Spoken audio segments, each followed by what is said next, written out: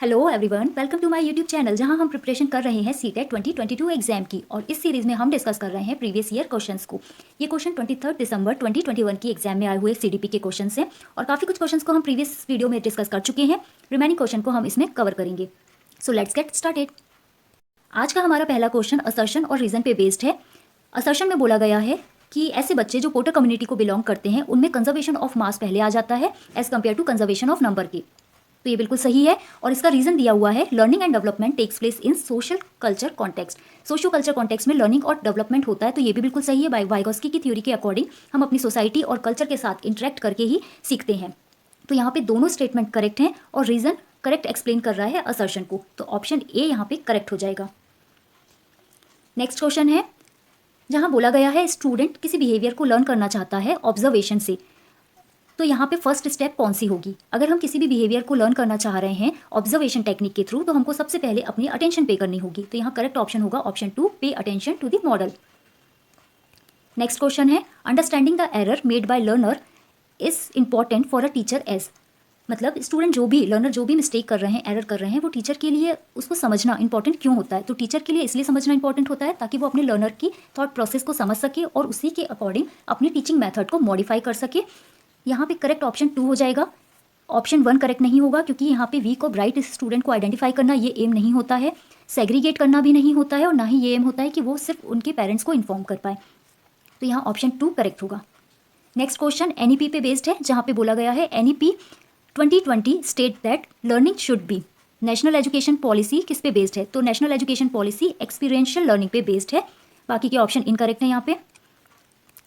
Next question में पूछा गया है कि सानवी एक टेक्निक का यूज़ करती है अपनी एंजाइटी से कोप अप करने के लिए, मतलब वो डीप ब्रीथिंग का यूज़ कर रही है एग्जाम के पहले अपनी एंजाइटी से कोप अप करने के लिए। तो वो किस तरह की स्ट्रैटेजी का यूज़ कर रही है, तो यहाँ पे वो अपने इमोशन को मैनेज करने की कोशिश कर रही है, एंजाइटी को मैनेज कर रही है। तो इसका मतलब यहाँ पे ऑप्शन 2 करेक्ट हो जाएगा, इमोशनल मैनेजमेंट।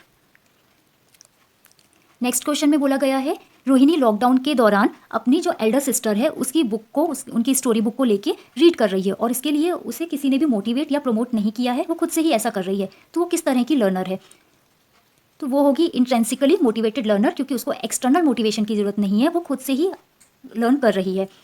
तो ऑप्शन 2 यहाँ पे करेक्ट हो जाएगा।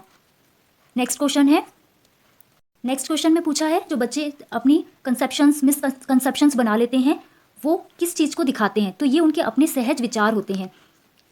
यहाँ पे उनके इंट्यूटिव आइडियाज़ होते हैं पर्टिकुलर कंसेप्ट के बारे में जो वो बनाते हैं। तो यहाँ पे करेक्ट ऑप्शन 2 हो जाएगा। इनेबिलिटी टू लर्न नहीं होगा, ऐसा नहीं है कि बच्चे इनेबल हैं लर्न करने के लिए। बाकी के ऑप्शन भी यहाँ पे करेक्ट नहीं होंगे, option 2 is the correct option.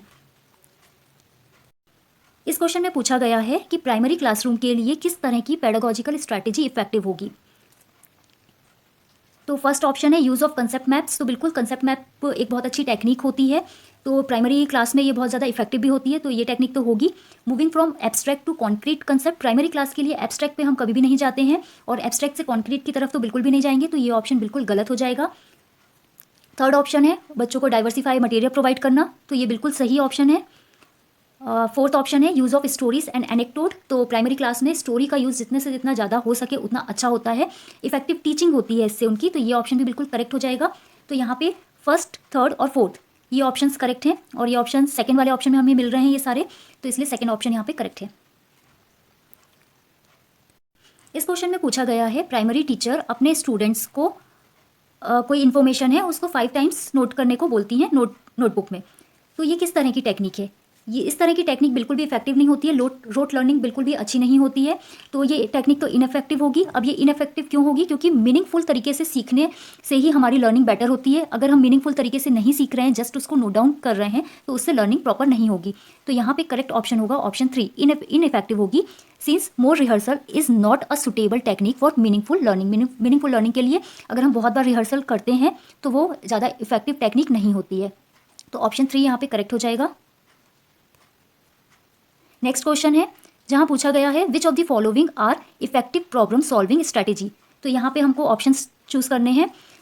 यहाँ पे करेक्ट ऑप्शंस होंगे एल्गोरिथम एंड ह्यूरिस्टिक्स, ये 2 ऑप्शन करेक्ट हैं। अगर हम ट्रायल एंड एरर की बात करें तो अगर ट्रायल एंड एरर अच्छा होता है लेकिन विदाउट कंप्रहेंशन, मतलब समझे बिना ही हम बार बार त्रुटि कर रहे हैं, बार बार प्रयास कर रहे हैं, तो ये करेक्ट नहीं होता है प्रॉब्लम सॉल्विंग के लिए। हम हर बार गलत तरीके से ही कोशिश करते रहेंगे फंक्शनल फिक्सेडनेस भी करेक्ट नहीं होगा कि हमने एक अपना मेंटल सेट बना लिया है किसी प्रॉब्लम को सॉल्व करने का, या हम पहले कर चुके हैं जिस तरीके से, तो हम नई प्रॉब्लम को भी उसी तरह से सॉल्व करने की कोशिश करें, तो हर बार ये एप्लीकेबल नहीं होगा। तो यहाँ पे थर्ड और फोर्थ ऑप्शन नहीं होंगे, फर्स्ट और सेकंड करेक्ट होंगे, और फर्स्ट और सेकंड ऑप्शन हमको मिल रहे हैं ऑप्शन 2 में, इसलिए ऑप्शन 2 यहाँ पे करेक्ट हो जाएगा। नेक्स्ट क्वेश्चन है, which one of this activity is not effective for making use of the previous knowledge of children for further learning. तो यहाँ पे हमसे पूछा गया है कि यहाँ कौन सी ऐसी टेक्निक एक्टिविटी है जहाँ पे प्रीवियस ईयर नॉलेज का यूज़ नहीं हो रहा है। प्रीवियस ईयर नॉलेज का यूज़ स्कीमा में होता है, ब्रेनस्टॉर्मिंग में भी होता है, कंसेप्ट मैपिंग में भी होता है, रूट मेमोराइजेशन में जहाँ पे सिर्फ हम रटते हैं चीज़ों को, वहाँ पे प्रीवियस ईयर नॉलेज का कोई भी यूज़ नहीं होता है। तो यहाँ पे हमको यही बताना है कि कहाँ पे नहीं होता है, इसलिए करेक्ट ऑप्शन होगा option 1। So that's all for the today's video. Thank you.